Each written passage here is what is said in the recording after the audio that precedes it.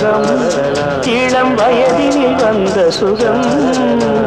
தோள்களில் நீ அணைக்க வண்ண தாமரை நான் சிரிக்க ஆயிரம் காலமும் நானும் தன் மார்பினின் தோரணமாயாடிடுவே கண்மணியே காதல் என்பது கற்பனையோ